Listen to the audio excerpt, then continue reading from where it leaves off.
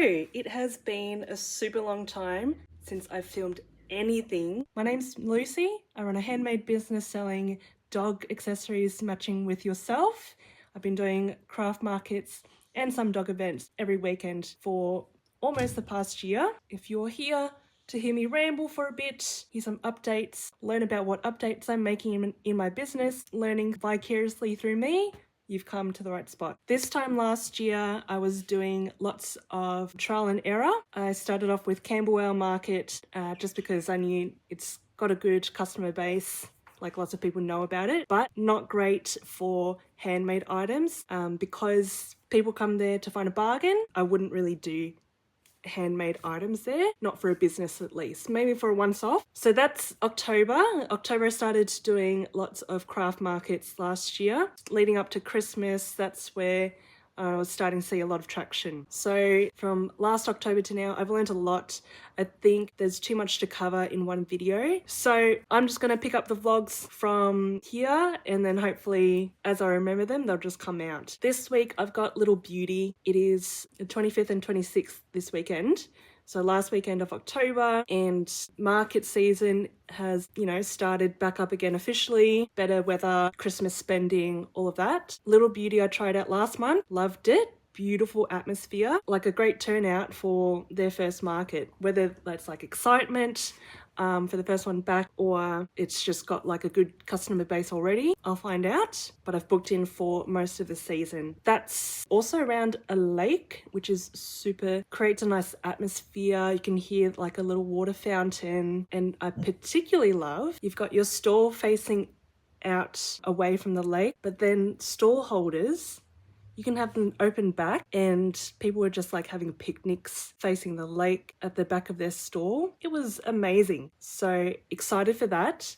And then Sunday, I'll be back at St. Kilda. St. Kilda has been quite a good one for me. I do want to mention in this first video back, last 10, 12 months, I've done all of my sort of trial and error. In my January goals video, I wanted to try all the markets that I could find, see which ones were the right fit, and I feel like I've done a pretty good job of that now. So I've got my regulars. St. Kilda, I try to do once or twice a month, which is great because it's every weekend and you can just book it. The latest is the Monday before. So you could check the weather and then book, or because I'm there pretty regularly monthly, people will sort of come back for me now. There's a bit more of a presence. So that's the good thing about going back to your regular markets, because they've seen you the first time and then when they're ready, they'll come back and purchase something that they liked last time. But also, that being said, because I'm going back to the same markets, I learned from Renee from Blood Orange Jewelry. Keep your items fresh, keep your collections fresh, because it's like a reason for people to come back, see what's new.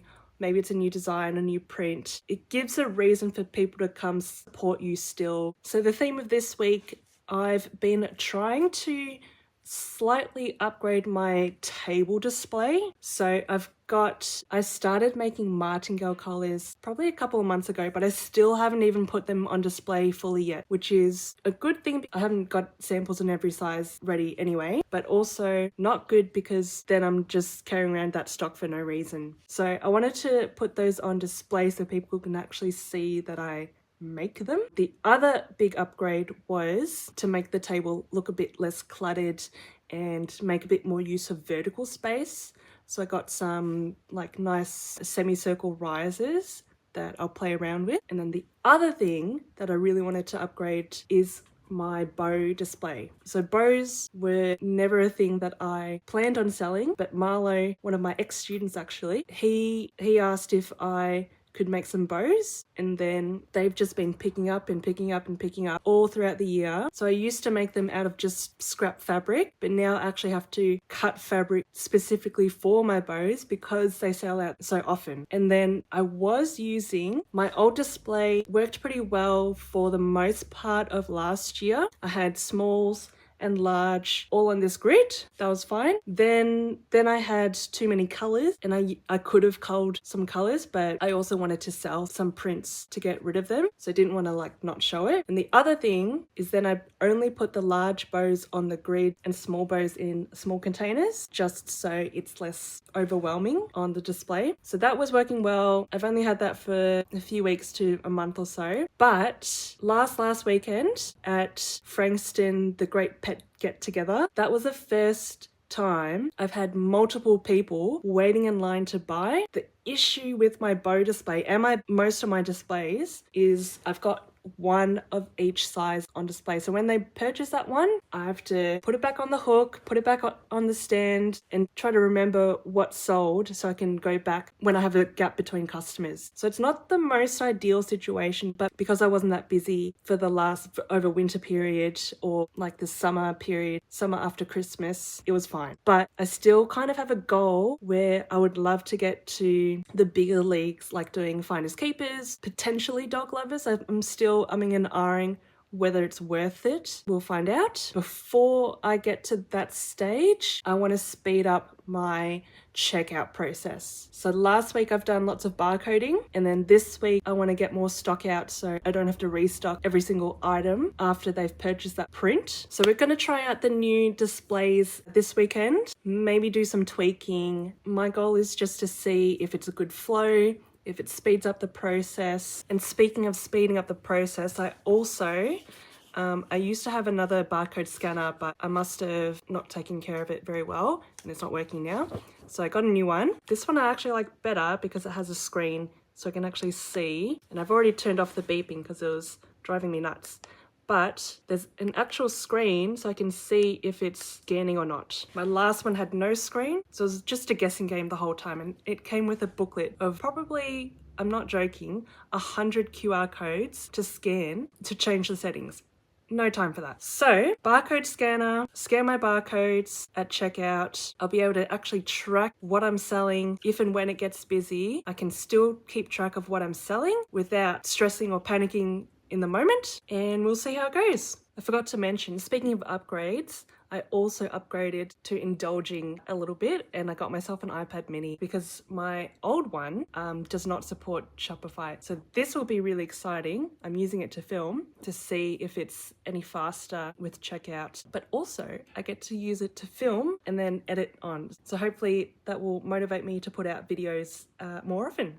So I haven't done one of these practice setups since I very first started, but since I'm doing quite big changes to my table display, I thought it was worth taking over the dining room. I went to Finders Keepers in October, and what I noticed is a lot of these risers. So I'm going to try out this bench to put on top of my table, and this means I can display my things or make use of the vertical space I've got on my table, and people walking past can actually see what's going on. That's a bonus too. So I got these table risers. I do like the semicircle shape. It's a bit more organic, a bit more cozy, which is the vibe I'm going for. They were a pain to set up, but hopefully with practice it won't be too bad. I always feel a bit frantic when I'm setting up in the morning, especially for a new location. So hopefully with a bit more practice, it will get a lot easier and won't add any more stress. I love the idea though, because they are flat pack. My car is jam-packed already. It's not going to take up valuable space in my car.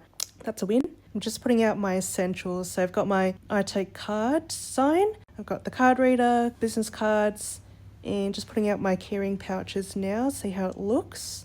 At the moment, I've got more of these without the poop bag ring. I've got a love-hate with these pouches because they're really cute and people love them, but they're so laborious. Should charge more, but they wouldn't sell. So love-hate. You know those leftover folders or those bags you get from like linen and stuff? Good thing I've kept them because they come in absolutely handy for markets and organising. And I was thinking of putting the martingale collars on this other semicircle display, but I realised I've got more sizes than the amount of shelves. So I'll pull out this thing. I've got this thing that folds flat as well, or there's a shelf for each size, so that's probably better anyway. This is the other thing I noticed when I went to Finders Keepers. Because you've got such limited space, you want to make the most of it. So it's good to have like little sections, different risers. So each sort of category has its own moment without feeling overwhelming. Here's my next favorite part about this bench situation. I've got all this space to hide my clutter. So I've got bags, I've got my little things that I need. I've got space for my battery pack. Hopefully it's a better workflow too. All right, moving on to the next thing. So here is my new display for my bows. It's beautiful. Here's my old display. It served me quite well. You can see all the prints I have, which is awesome, but it's time to upgrade. So I've got all these clear tubs from Kmart and they fit almost the full length. So I've got maximum space. And I love the fact that because this shelf thing is flat pack as well, the bows can stay organized in their little trays. And then I can put the trays in my tubs and then setup will be quick and pack down will be quick. You got to think about pack down and setup. It's the most painful thing if you've got such an intricate setup. But if it's quick, you can do markets every weekend like I am at the moment. So definitely worth the time to invest on how to optimize your situation. I also wanted to display my leads on this shelf, but it might get a bit confusing or they might sort of not be visible amongst the bows. So we'll see if they stay there. I've got these baskets, so maybe that will help it stand out. And then on the bottom shelf, I've got the hair bows that are matching as well. So I think that's good for now. Here's what it's looking like. I've got one more weekend left of Halloween, and then the rest of them have a tub for a small and a tray for large. So it's all going to be there ready to grab, and they're all barcoded. Winning! Okay, we've made it to Little Beauty. I was stressing that I was late because I wanted to leave at 6 a.m. and ended up leaving closer to 6:30. Parking situation, it's awful on the side of the road, so it's good that I'm here anyway, but there's barely like 2 stalls set up. So I'm still very early. Like the market doesn't start till 9. It's not even 7 a.m. yet, so I've got heaps of time.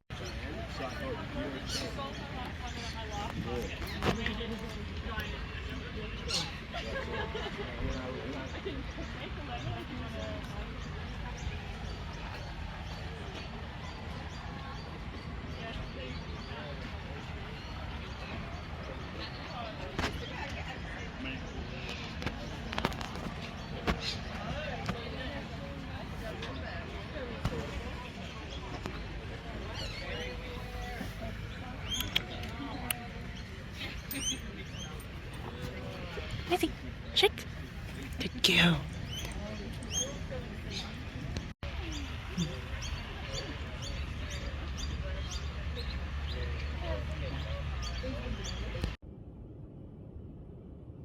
Okay, so it's 3 o'clock and I was solo today, so packing up, within an hour by myself. I've got quite an elaborate setup, so I guess I'm pretty happy with that. It feels like I'm definitely one of the last 5 still at Little Beauty, but it's not bad for me. Today's sales, I think I did maybe like 14 to 20 sales, so it's a little bit quieter than last month, but this time last year I was barely making like $200 at the end of the day, so at least I'm still growing in that aspect. Tomorrow I'm meant to be at St Kilda, but yeah, it's looking stormy and a 50% chance of 20 mil rain, and I was going to leave James in charge of the store for at least a few hours. Don't think I'll do that.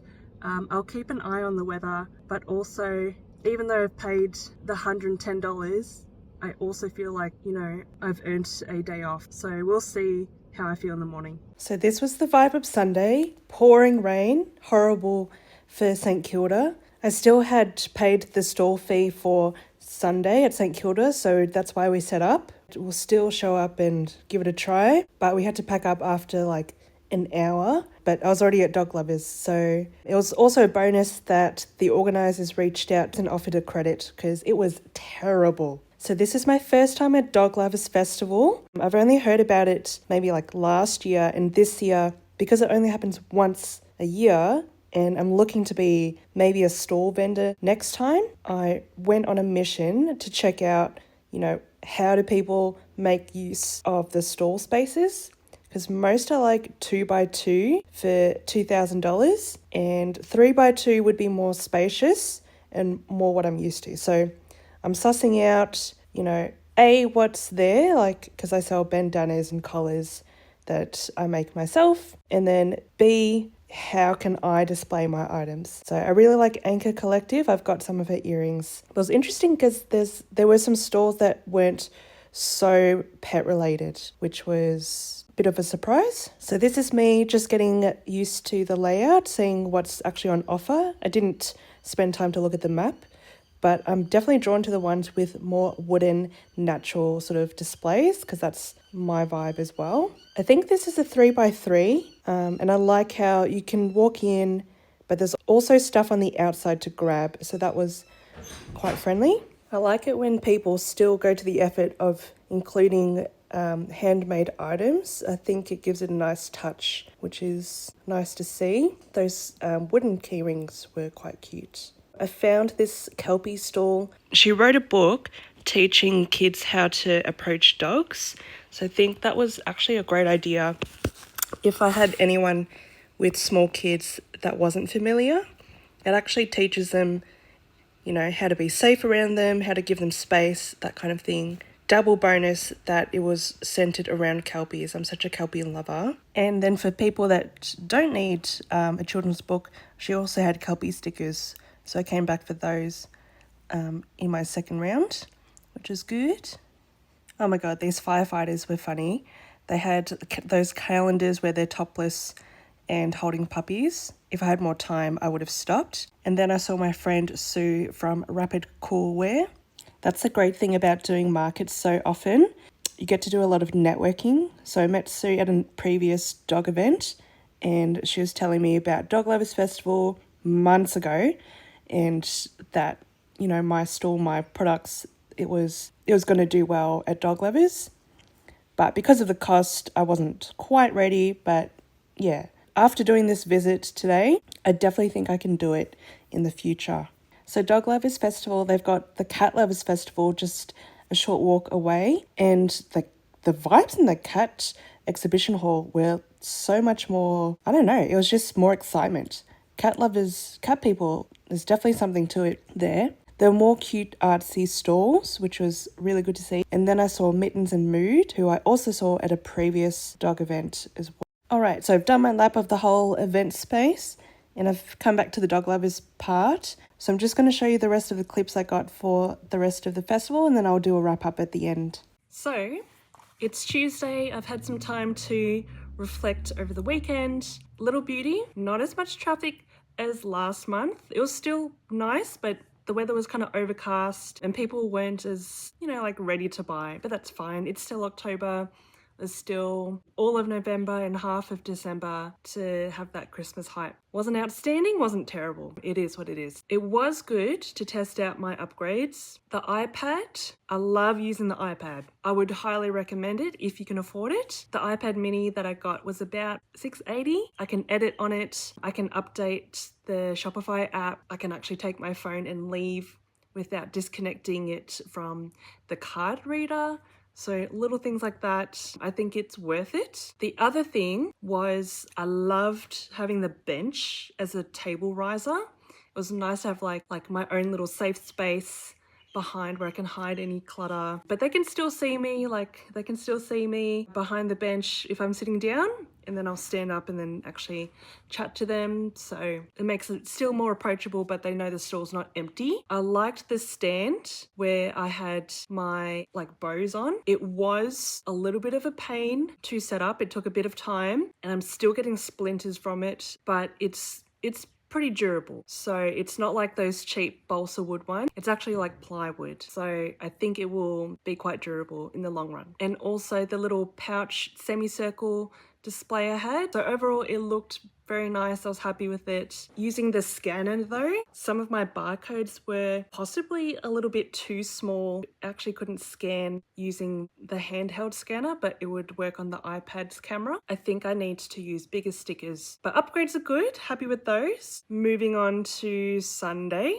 I ended up going to St Kilda because I gave James the option, you know, I want to go to Dog Lovers and I'll have to ditch you for a few hours. He was fine with it because we've got the walls and we've done it before in the rain. As long as you've got the walls up, it's pretty sheltered and fine. So we set up, but then by like 11:30, everyone had to pack up because the rain was really setting in. It was just bucketing down. But I will say it was good that we did go, because for the ones that did set up and had a pretty meh day, St Kilda offered us credit for another market. So I wouldn't have gotten that if I just didn't go to the effort. We made 3 sales on the Sunday, but it's even better to get that market feedback because that's $110. I wouldn't have covered the store fee with those 3 sales, plus the effort setting up and everything and packing down with like the tent, the marquee being wet and the walls are wet and stuff like that. So definitely softens that experience. And Dog Lovers, so glad I went. For some reason, I thought it cost $7,000 to be a vendor. It's only about $2,000 for a 2 by 2 meter space. And I really enjoyed seeing all the stall setups and just sort of brainstorming what I could do for my situation. And I had a good chat to some of the stall vendors that had sort of like similar craft homemade items. So it was really nice of them to share, because I've just never gone to even $2,000. That's still a big investment. So for $2,000 stall fee, I'd want to A, sell enough to cover the stall fee, but then B, sell even more to recoup some money for the cost of making those items that I've sold. So I think if I were to do it, I'd want to make 4,000 or 5,000 back at least, just to recoup my costs, but also like be paid a little bit. That would be nice. Yeah, 4,000 or 5,000. I feel like I can do it because it was quite busy. There was a lot of people. Personally, I think my products would still stand out. They're different to what I saw available. I don't think I'd make back. I was talking to another store vendor and he was saying you'd want 10 times the amount back from your store fee. So if it's $2,000, by his logic, you'd want to make $20,000 back.